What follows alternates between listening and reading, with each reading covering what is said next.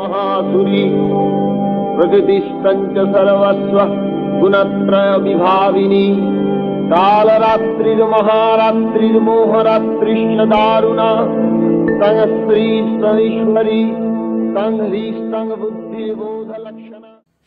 আজ দেবী পক্ষের সূচনা। মা দুর্গার মর্তে পদার্পণের এই পবিত্র দিনে আলোর পরশে হোক সব অন্ধকার দূর, এই কামনাতেই দেবীর আগমনের উৎসব। নমস্কার শ্রোতা বন্ধুরা, আপনারা শুনছেন রহস্য রোমাঞ্চ। আমাদের আজকের বিশেষ নিবেদন মিন্দ্রনীল কুমার চক্রবর্তীর কলমে ঘরে ফেরা। আপনাদের সাথে আমাদের আজকের গল্পের সূত্রধারে আমি অস্মিতা। শুরু করতে চলেছি ঘরে ফেরা।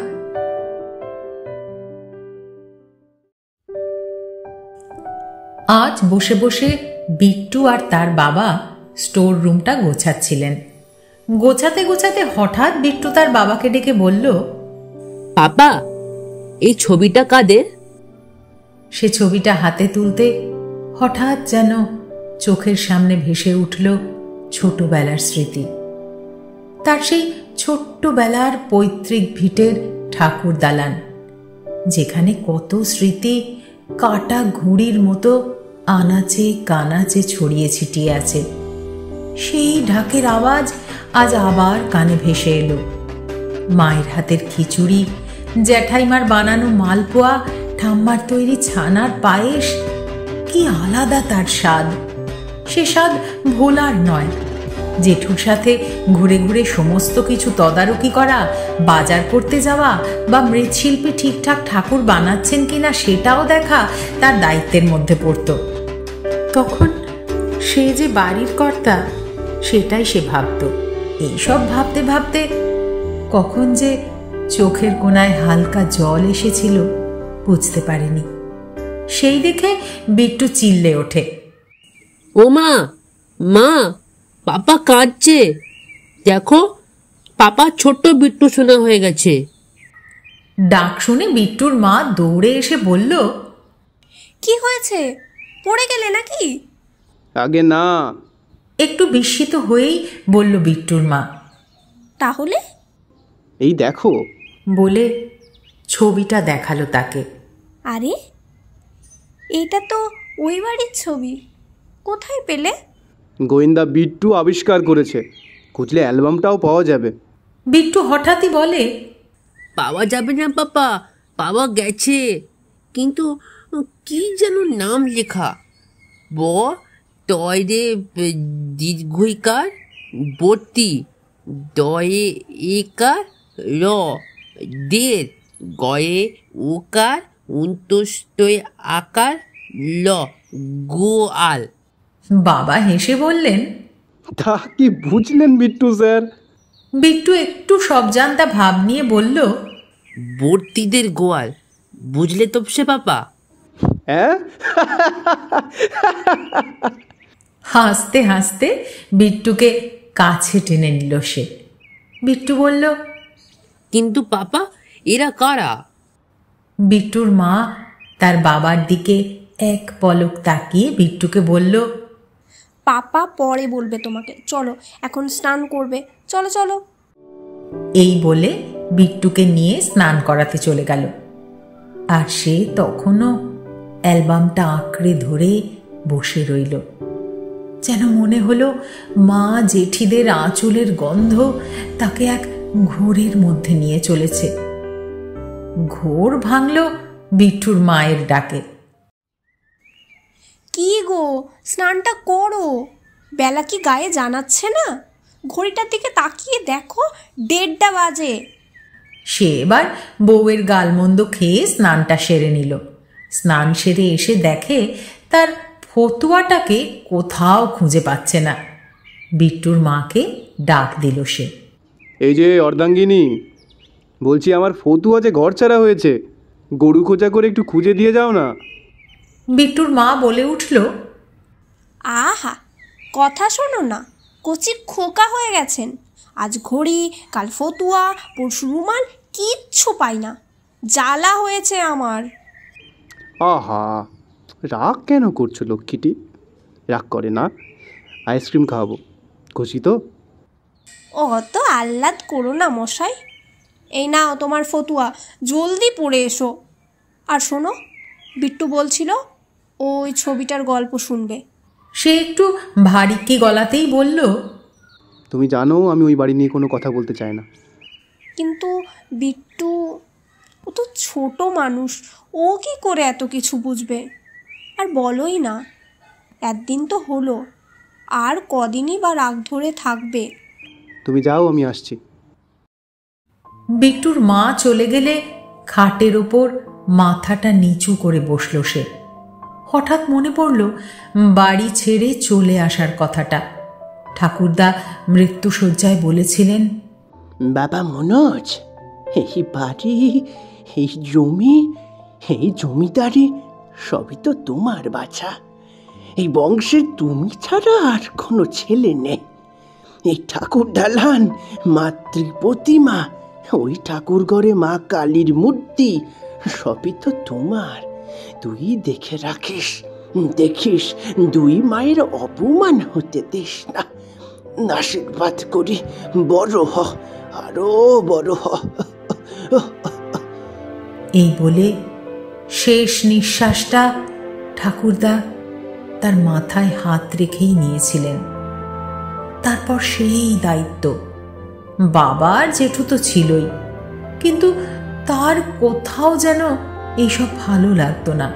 ইচ্ছে হতো সব কিছু ছেড়ে শহরে চলে যেতে, নিজের একটা ব্যবসা খুলতে, আর সেটাকে আরো বড় করে তুলতে। সে কথা জেঠুকেও বলেছিল সে, কিন্তু উত্তরে জেঠু বলেছিল, দেখ মনু, ব্যবসা করে আর কি করবি বল? এত বড় জমিদারি রয়েছে, এই একর একর জমিতে যা চাষাবাদ হয় তা থেকে তো আয় কম হয় না। তার চেয়ে বরং জমিদারি সামলে যদি পরে ব্যবসা করতে চাস তাহলে এখানে করতে পারিস, কিন্তু শহরে যাস না। কিন্তু জেঠু। কোনো কিন্তু নয়, আমি যেটা বললাম সেটাই শেষ কথা। সেদিন জেঠুর সাথে কথা কাটাকাটি হলেও ছোটকার বোঝানোতে সামলে নিয়েছিল সে নিজেকে। কিন্তু আসল ঝামেলা হলো মহালয়ার দিন সকালে। বাড়িতে বিরাট তোড়জোড়। শিল্পী মায়ের চোখ আঁকছেন, জেঠু দাঁড়িয়ে তদারকি করছেন। এমন সময় সে গিয়ে দাঁড়ালো জেঠুর সামনে তোতার হাত ধরে।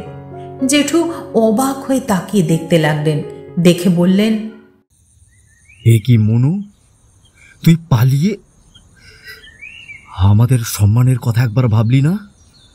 তুই তো জানিস আমাদের বাড়ির নিয়ম কেমন। হ্যাঁ, তাহলে? জানি জেঠু, কিন্তু আমি যে তোতাকে খুব ভালোবাসি, তাই আমি ওকেই বিয়ে করেছি। আর বাড়ির নিয়ম না হয় পরিবর্তন হলো একটু। জেঠু রেগে গিয়ে বললেন, মনু, তোর জন্য আমি এই নিয়ম ভাঙতে পারবো না। বেরিয়ে যা, এক্ষুনি আমার বাড়ি থেকে বেরিয়ে যা। বাবা বললেন, হ্যাঁ, বড়দা তো একদম ঠিক কথাই বলেছে। তুই এরকম কি করে করলি বাবাই? একটিবার আমাদের সম্মানের কথা ভাবলি না? তুই তো জানতিস আজকে মহলয়ের সাথে তোর পাকা দেখাও ছিল। হ্যাঁ, আমাদের আগে বলতে পারতিস তুই তো তাকে ভালোবাসিস, কিন্তু এখন যখন পরিস্থিতি বেসামাল হয়ে গেছে আমি আর কিছু বলবো না। যা বলার বড়দা বলে দিয়েছে। শেষ পর্যন্ত ছোটকা বলল, বড়দা, বড়দা ক্ষমা করে দে রে। দেখ দেখ, বাচ্চা মানুষ বুঝতে পারেনি। আর তুই বল, মনু যাকে বিয়ে করেছে সেটা তো ওর নিজের সিদ্ধান্তে করেছে। দিন শেষে যদি ও ভালো থাকে তাহলে এতে তো আমাদের আপত্তি থাকার কথা নয়। রাগ করে না দাদা, ক্ষমা করে দে। এবার বাবা ছোটকাকে বললেন, দেখ বুকুন, তোর এত দরদ হলে তুই ওদের সাথে চলে যা। এবার সে বলল, বুচু, তুমি কোথাও যেও না, আমি বেরিয়ে যাচ্ছি। আর জেঠু, যাওয়ার আগে তোমার মনুকে একটু আশীর্বাদ দেবে না? এই বলে তোতাকে নিয়ে জেঠুর পায়ে প্রণাম করতে যেতে জেঠু পা দুটো পিছিয়ে নিলেন। আর কিছু না বলেই বেরিয়ে চলে গেলেন। বাবার কাছে যেতে তিনিও বললেন, আমাদের আশীর্বাদের কোনো প্রয়োজন হবে না তোর। অগত্যা ঠাম্মা, মা, জেঠির আশীর্বাদ নিয়ে বেরিয়ে এলো তারা। পরে ছোটকার কাছে যেতেই ছোটকা বললেন, আরে ছাগল, প্রণাম কেন করবি? বুকে আয়। তুই গেলে এই বুচুকে আর কে বুচু বলে ডাকবে বল? বাড়িটা একেবারে ফাঁকা ফাঁকা হয়ে যাবে। এ বাবা, দেখো বৌমাকেই তো আর দেখা হলো না। তারপর তোতার দিকে ফিরে বলল, আহা কি মিষ্টি। কি বলো বড় বৌদি, সোনা বৌদি? ভালো থেকো মা। আর হ্যাঁ, এই নাও, এই আংটিটা তোমার উপহার। এটা তোমার বুচু কাকার একটা ছোট্ট উপহার। বুঝু, বলছি ওই অ্যালবামটা দেবে? কিছু না হোক ওইটাই আঁকড়ে ধরে বেঁচে থাকবো। এই বলে অ্যালবামটা আর স্মৃতি কখানা নিয়ে বেরিয়ে এসেছিল সে। একবারটি হয়তো পেছনে তাকিয়ে দেখেছিল, শুধু দেখেছিল জেঠু রেগে দাঁড়িয়ে আছে, আর মা জেঠি কান্নায় আঁচলে মুখ ঢাকছে। হয়তো হয়তো এই বাড়িতে আর কোনো দিন আসা হবে না। এরপর কলকাতায় আসা, নিজের একটা বিজনেস শুরু করা, আর তারপর বিল্টু। এই বেশ চলছিল তাদের সংসার। ভাবতে ভাবতে কখন চোখের জল বয়ে পড়েছিল সে জানতেও পারেনি। হঠাৎ দেখে তোতা দাঁড়িয়ে সামনে। কি হলো, আবার মন খারাপ করছো? মন খারাপ করো না, খাবে চলো। খেতে বসে বিট্টু বলল, পাপা, আমাকে ওই ছবিটার গল্পটা বলো না। তার আগে খাবারটা ফিনিশ করে নাও। একদম, ওই সবজিগুলো খেয়ে নাও। না, আমি খাবো না, তার থেকে বরং চিকেনটা দাও, আমি সেটা দিয়ে খাবো। সবজি না খেলে গল্প আর হবে না। এবার ভাবো তুমি কি করবে। তাই নাকি? তাহলে তো আমি এক্ষুনি ফিনিশ করে নেব। খাওয়া দাওয়া শেষে বিট্টু বসেছে তার সাথে গল্প শুনবে বলে। প্রথমেই প্রশ্ন, পাপা, ওরা কারা? ওরা হলো আমাদের ফ্যামিলি। ফ্যামিলি? তাহলে আমরা একসাথে থাকি না কেন? আমাদের স্কুলের রোহনও তো ঠাকুরদা, ঠাম্মা, কাকা, কাকি এদের সাথে একসাথে থাকে। তাহলে আমরা কেন থাকি না? কথাটা শুনে বুকটা ধড়াস করে উঠল। তারপর সে শুধু বলল, সেসব পরে শুনো, আগে বলো তুমি কি কি শুনবে। পাপা, তুমি আগে অ্যালবামটা বার করো। এর মধ্যে তোতাও এসে পাশে বসেছে। বিট্টু সবার প্রথম ঠাকুর দালানের একসাথে যে ছবিটা, ওটা বার করলো। বলল, এই বুড়ি করে দিদাটা কে? এটা আমার ঠাম্মা, মানে তোমার বম্মা। আর ইনি? এইভাবে সবার খোঁজ নিতে নিতে বিট্টু একটা ছবি দেখিয়ে বলল, পাপা, এই মোটা গোপরা লোকটা কে? তার চোখ পড়তেই দেখল জেঠু। সে জানে না কেমন আছেন তিনি। কষ্টে বুকটা মুচড়ে উঠল। হঠাৎই তোতা বলল, ইনি হলেন তোমার পাপার আদরের জেঠু, মানে তোমার বড় দাদু। বড় দাদু? যেমন পাশের বাড়ির পরাণ দাদু তেমন? ওই রকমই। তোমার পাপার খুব প্রিয় ছিলেন, খুব ভালোবাসতেন। পাপা যেমন আমাকে ভালোবাসে তেমন? আচ্ছা, আমি না ওনাকে একটু দেখব। কথাটা শুনে কিছুক্ষণ চুপ থাকলো তার মা বাবা, কিছু বলল না। বিট্টু আবার বলল, পাপা, ওখানেও দুর্গাপুজো হতো? হ্যাঁ হয়তো। ও মা, পাপা ওখানেও দুর্গাপুজো হতো? ও মা, তাই নাকি? কি মজা! চলো না আমরা এই বছর ছুটিতে ওখানে ঘুরে আসি একটিবার। ও খুব মজা হবে, প্লিজ চলো না একটিবার, প্লিজ চলো প্লিজ। সে আর তোতা মুখ দেখা দেখি করল। বিট্টু জেদ করে যাচ্ছে। তার বাবা কিছু না বলে উঠে চলে আসে, এসে দাঁড়ায় ব্যালকনিতে। কিছু না বলা মুখে এক রাশ কষ্ট। বুঝতে পারছে চোখের জলের বাঁধ এই ভাঙল বলে।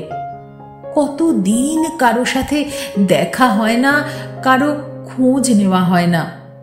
এতই বাজে সে যে জেঠু ছোটবেলা থেকে মনোজ ছাড়া কিছু চিনতই না, তাকে ছেড়ে চলে এলো। আর চলে আসলেও বা তারপর একবার খোঁজ নেওয়া উচিত ছিল, তারই দোষ। হঠাৎ সে দেখে পায়ের কাছে কেউ একটা আঙুল দিয়ে বারবার খোঁচা দিচ্ছে। সে নিচে তাকাতে দেখে বিট্টু। চোখে জল দেখে বলে, কেঁদো না বাবা, কেঁদো না, বড়রা কাঁদে না। চলো না একবারটি ঘুরে আসি আমরা। প্রতি বছরই তো এখানে থাকি, একবার না হয় দাদু বাড়ি থেকে ঘুরে আসলাম। আর আমি টিভিতে নিনজা হাতুড়িকে বলতে শুনেছি যে যখন সবাই এক জায়গায় থাকে তখনই বেশি মজা হয়। এবার যাবে তো? প্লিজ প্লিজ চলো না। তার বাবা তার দিকে হতবাক হয়ে তাকিয়ে। ছোট্ট বিট্টুর মধ্যে যেন ছোট্ট মনোজকে খুঁজে পেল সে আজ। সে বিট্টুকে কোলে তুলে বলল, বিট্টু শোনা যখন বলছে তখন যেতেই হয়। পেছন থেকে তোতা কাঁধে হাত রেখে বলল, তাহলে আমাদের এবছরের প্ল্যান কি? আমরা সবাই গোবরডাঙ্গায় যাচ্ছি। কি মজা, কি মজা, আমি দাদু বাড়ি যাব। কি মজা, কি মজা, আমি দাদু বাড়ি যাব। বিট্টুর কথা শুনে সে আর তোতা বিট্টুকে জড়িয়ে ধরে আদর করতে লাগলো। সত্যি কথা, বিট্টু আজ না বললে তার বাবা বাড়ি ফিরে যাওয়ার চিন্তাটা এখন হয়তো করতো না। যাই হোক, ভগবান যা করেন মঙ্গলের জন্য করেন। এদিকে বিট্টুর খুশি আর ধরে না। সে সারা বাড়ি লাফিয়ে লাফিয়ে বেড়াচ্ছে আর বলে বেড়াচ্ছে, কি মজা, কি মজা, আমি দাদু বাড়ি যাব। কি মজা, কি মজা, আমি দাদু বাড়ি যাব। মহালয়ার দিন খুব সকালে তারা বেরিয়ে পড়েছিল গোবরডাঙ্গার উদ্দেশ্যে। যত এগোচ্ছে ততই যেন মনের ভেতরটা বাঁধ ভাঙা জলে ভরে যাচ্ছে। ট্রেনের মধ্যে বসে আছে তারা। বিট্টু বাড়ি থেকে বাবার কোলে ঘুমোতে ঘুমোতে এসেছে, এখনো ঘুমোচ্ছে। মনোজ আর তোতা মুখোমুখি বসে। তোতা ফ্লাস্কে চা ঢেলে মনোজকে দিয়েছে। বাইরে ঘন কাশির বন দেখতে দেখতে চায়ে চুমুক দিচ্ছে মনোজ। হঠাৎই ট্রেনের পাশের সিটে বসে থাকা এক ভদ্রলোক রেডিওতে চালালেন মহিষাসুর মর্দিনী। বীরেন বাবুর সেই অমৃত বাড়ি মিশ্রিত কণ্ঠস্বরে তথা দুষ্টি সংশান্তি শান্তিরেব চ খড়গিনী শূলিনী ঘোরা গদিনী চক্রিনী তথা শঙ্খিনী চাপিনী বাণভূষণ্ডী পরিঘায়ুধা সৌম্য সৌম্যতরাশেষ সৌম্যবস্ত সুন্দরী পরাপরানাং পরমা তমেব পরমেশ্বরী যচ্চকিঞ্চিৎ কচিদ বস্তু সদসদবখিলাত্মীকে। এইভাবেই মহালয়া শুনতে শুনতে এসে পৌঁছল গোবরডাঙ্গায় সকাল 6টা নাগাদ। সেখান থেকে ভ্যানে করে তাদের বাড়িতে যাবে। বিট্টু এতক্ষণে উঠে গেছে। উঠেই পাপা এটা কি, ওটা কি, ওই বাড়িটা কাদের, এইসব প্রশ্ন শুরু করেছে। বাবাও সবকিছুর উত্তর দিতে দিতে নাজেহাল। অবশেষে ভ্যান এসে থামল বাড়ির সদর দরজায়। ভাড়া মিটিয়ে বিট্টুর হাত ধরে ভেতরে ঢুকলো তারা, আর মনোজের পেছনে পেছনে তোতাও ঢুকলো। দরজা ঠেলতেই সেই পুরনো আঁচলের গন্ধ, দালানের গন্ধ, কাঁচা রঙের গন্ধ, সব কিছু একাকার হয়ে গেল। চোখের সামনেই ঝলমল করছে মায়ের মৃন্ময়ী রূপ। শিল্পী চক্ষুদান করছেন। পাশেই সেই চিরাচরিত ভঙ্গিমায় খেলো হুঁকো হাতে জেঠু দাঁড়িয়ে তদারকি করছেন সবকিছু। তার পাশে বসে একটা কম বয়সী মেয়ে, বছর 14 বয়স হবে, আলপনা দিচ্ছে। মা জেঠিমা এক পাশে বসে চণ্ডীপাঠ করছেন। এটাই এই বাড়ির রেওয়াজ। বাড়ির বউরা মহালয়ার সকালে চণ্ডীপাঠ করে থাকে। বাবা ডেকোরেটার্সদের তত্ত্বাবধানে রয়েছেন। চোখ ভরে দেখছি সব। কত পুরনো স্মৃতি, কত জমে থাকা কষ্ট, সব যেন এখনই কান্না হয়ে বেরোতে চাইছে, কিন্তু পারছে না। মনোজ 2 চোখ ভরে দেখতে লাগলো সেই চক্রবর্তীদের বাড়ি, যেখানে প্রায় 15 বছর পর আবার এসেছে সে। একজন লোক খবরের কাগজ পড়ছিলেন, তাকে দেখে বললেন, কে তুমি এভাবে ঢুকে আসছো? মনু, তুই কতদিন পর এলি? পুচু, চিনতে পেরেছো এই জানোয়ারকে? বুকে আয় বাবা বলে দুজনে দুজনকে জড়িয়ে হাও মাও করে কাঁদতে লাগলো। সেটা দেখে বিট্টু একটু জোরে চিল্লে উঠল। মাম্মাম, পাপা আর এই দাদুটা ছোট্ট বিট্টু সোনার মতো কাঁদছে। ই বাবা, কেঁদো না, তোমাদের আমি লজেন্স দেব, এখন চুপ করো। বিট্টুর আওয়াজে মনোজ আর ছোটকা সমেত বাড়ির সবাই তাকিয়ে দেখছে। জেঠু বলে, কি বকুন, কে ভদ্রলোক? আর এই বাচ্চাটাই বা কে? ছোটকা কিছু বলার আগেই বিট্টু বলে ওঠে, আমি হলাম গিয়ে মলয় কুমার চক্রবর্তী, আর এটা আমার পাপা মনোজচন্দ্র চক্রবর্তী। মনোজ মানে মনু? হ্যাঁ জেঠু, আমি মনু, তোমাদের আদরের মনু। এসেছিস? তুই ফিরে এসেছিস? আর এই খুদেটা বুঝি জুনিয়র মনু? হ্যাঁ বাবা। বিট্টু, যাও সবাইকে প্রণাম করো। আচ্ছা পাপা। বলে সবাইকে প্রণাম সেরে জেঠুকে গিয়ে বিট্টু বলে, ও বড় দাদু, তোমাকে না আমি ছবিতে দেখেছি, তুমি আমার বন্ধু হবে, বেস্ট বাডি। কিছু না বলেই জেঠু বেরিয়ে গেল। বিট্টু সেই দেখে গাল মুখ ফুলিয়ে দাঁড়িয়ে বলতে লাগলো, বড় দাদু তো খুব দুষ্টু, একদম ম্যানার্স নেই। বাবা, ছোট্ট মনু, সরি বিট্টু তো ভারী রাগী। এতক্ষণে মা গিয়ে বিট্টুকে কোলে নিয়েছে। বা, নাতিটার মুখখানা বেশ ভালো হয়েছে, চাঁদের টুকরো একেবারে। তা বৌমা কই? বৌমা এই যে, মা পার্বতী শিব গণেশ নিয়ে ফিরে এসেছেন, সেদিন তোমাকে যা দেখা।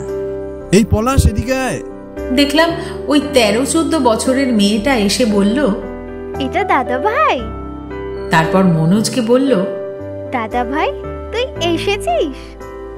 তুই জানিস এতদিন রাখি না ভাইফোঁটা কাউকে কাছে পাইনি। আমি এসে গেছি তো এবার, এবছর ভাইফোঁটা একসাথে কাটাবো। কাকিমা কোথায় বুঝু? আসলে কাকিমা আর শিউলি মানে তোর ছোট বোন একটা অনুষ্ঠানের জন্য বারাসাত গেছে। শিউলি নাচের প্রোগ্রাম, আজই চলে আসবে। বুঝু, জেঠু এখনো রেগে আছে বলো? তা আছে, কিন্তু তুই চাপ নিস না, সব ঠিক হয়ে যাবে। এখন ফ্রেশ হয়ে নে, এতদিন পর এলি, জল খাবার সেরে নে। মনোজ ফ্রেশ হয়ে এসে খেতে বসেছে। তোতা মা জেঠিদের সাথে কাজ করছে। বিট্টু ঠাম্মার কোলে বসে লুচি খাচ্ছে। ঠাম্মার বয়স 80 হলেও কি হবে, গায়ে এখনো 60 বছরের বুড়ির মতো জোর আছে। জেঠু খেতে বসেছেন একটু দূরে, সেই পুরনো দিনের মতো আবার সবাই এক জায়গায়। তোতা বোধহয় জেঠুকে আলুর দম দিতে যাচ্ছিল। জেঠু যে এখন আলুর দম খায় না সেটাও জানে না, আবার বলাও হয়নি। জেঠু আলুর দম দিতে দেখে জেঠিমাকে বলে, যখন জানো যে আমি আলুর দম খাই না, তাহলে পাঠিয়েছ কেন যে জানে না তার হাতে? আর আমার সাদা আলুর তরকারি কই? কেউ কিছু বলার আগে বিট্টু বলে, ছি বড় দাদু, এমন বলে না, খেয়ে নাও, কি সুন্দর হয়েছে দেখো, আমিও তো খাচ্ছি, এমন বাচ্চাদের মতো বায়না করো না। কথা শুনে সবাই মুখ টিপে হাসতে লাগলো। ঠাম্মা বলল, বেশ হয়েছে, তা ওর কাছেই বকা খাও এবার। জেঠু লজ্জায় পড়ে আলুর দমটা খেলো, খেয়ে আঙুলও চাটলো। বিট্টু বলল, গুড বয়। সারা দিন জেঠুর সাথে কথা হয়নি। বিট্টু এদিকে সবার কোলে কোলে ঘুরে বেড়াচ্ছে। দুপুরের দিকে মনু, বিট্টু আর ছোটকা গেল খিড়কির পুকুরে চান করতে। পুকুর দেখে বিট্টু বলল, বাবা, বড় দাদুর বাড়িতে সুইমিং পুলও আছে? এইটাকে পুকুর বলে। বলছি, বিকেলে তুমি আর বুচু আমাকে কাশবন দেখাতে নিয়ে যাবে? কলকাতায় তো তেমন দেখা যায় না, চলো না প্লিজ। আচ্ছা, আজ বিট্টুকে নিয়ে নদীর ধার থেকে ঘুরে আসবো, নৌকা চড়বো, আরো অনেক কিছু। ঠিক আছে বিট্টু? আচ্ছা। বিকেলে মনোজ, বিট্টু, কাকা আর পলাশ বেরোলো নদীর ধারটায়। চারদিক পদ্ম ফুলে ভরা, সাদা মেঘের মতো কাশবনগুলো দুলছে দুই ধারে। কত মনোরম দৃশ্য! এগুলো কত মিস করেছে সে এক সময়। সন্ধ্যার পর বাড়ি এসে দেখে তোতা জেঠুর পায়ের কাছে বসে জেঠুর পায়ে তেল মালিশ করছে। ছোটকা বলে, এই রে, তোর বউ তো দেখছি বড়দার সাথে ভাব করে নিয়েছে। তুই আর কি করলি গোবর গণেশ? আমি আবার কি বলবো, যদি আবার রেগে যায়? কিচ্ছু হবে না, যা তো। এখন না বললে আর কবে বলবি? মনোজ ভয়ে ভয়ে জেঠুর কাছে গেল। তার উল্টো দিকে বসে জেঠুকে বলল, জেঠু, আমার ভুল হয়ে গেছিল। আমি জানি সেদিন এটা করা উচিত হয়নি, কিন্তু কিন্তু আমাকে ক্ষমা করে দাও, আমাকে ক্ষমা করে দাও জেঠু, আমাকে ক্ষমা করে দাও। বৌমা, এ হাম্মককে বলো ফাউনাবোকে অন্য পায়ে মালিশ করতে, বড্ড ব্যথা করছে। সে অবাক হয়ে তাকিয়ে রইল জেঠুর দিকে। জেঠু বলল, ওরে ছাগল, আমি কি রাগ করে থাকতে পারি তোর উপর? তুই যে আমাদের চোখের মণি। তোর চলে যাওয়ার পর বাড়িটা হু হু করত। তুই আসলে যে আমি কতটা খুশি হয়েছি তোকে বলতেই পারিনি। অহংকার, চিরকাল এই অহংকারটাই আমি করে গেলাম। এই জেঠুকে মাফ করিস মনু, রাগ ভুলে একটিবার বুকে আয় বাপধন আমার। সে কিছুই বলতে পারল না, শুধু জেঠুকে জড়িয়ে ধরল আর অঝরে কাঁদতে লাগলো। আমি আর তোমায় ছেড়ে কোথাও যাব না, তোমায় ছেড়ে কোথাও যাব না, ক্ষমা করে দাও। ফ্ল্যাট বেচে দিয়ে এখান থেকেই বিজনেস চালাবো। আমি আর ছেড়ে যাব না কোথাও, আর যাব না। জেঠু চোখের জল মুছিয়ে দিয়ে বললেন, আজ ঈশ্বর আবার আমার কোল ভরিয়ে দিলেন। বিট্টু এসে বলল, আমাকে কেউ কোলে নেবে না? জেঠু বিট্টুকে কোলে তুলে বলল, কে বললো নেব না? বড় দাদু আছে তো। তা দাদু ভাই, তুমি কি জানো যে তোমার নাম যেমন মলয়, আমারও নাম মলয়? তাই নাকি? তাহলে আমি আর তুমি বেস্ট ফ্রেন্ড। একদম। সবাই খুশি, মনুও খুশি। পুরো পরিবারকে একসাথে দেখতে পেয়ে যেন একটা পাথর বুক থেকে নামলো তার আজ। আজকের এই দিনটা শুধুমাত্র বিট্টুর জন্যই সম্ভব হয়েছে। দেখতে দেখতে আজ সপ্তমীর বিকেল। জেঠু মায়ের আরতি করছে, বাবা আর বিট্টু ঢাক আর কাঁসর বাজাচ্ছে। মা, জেঠিমা, কাকিমা, তোতা, পলাশ, শিউলি এরা এক কোনায় বসে মালা গাঁথছে, আর মনু প্রাণ ভরে দেখছে সবকিছু। হঠাৎ ছোটকা কাঁধে হাত রেখে বলল, পরিবারটা আজ কতদিন পর আবার এক হলো। হ্যাঁ গো বুঝু, সবই মা দুর্গা আর বিট্টুর জন্য। ছোটকা কিছু বলল না, একবার খালি তার পিঠটা চাপড়ে বলল, যার শেষ ভালো তার সব ভালো। দুর্গা দুর্গা। তাহলে শ্রোতা বন্ধুরা, কি বুঝলেন?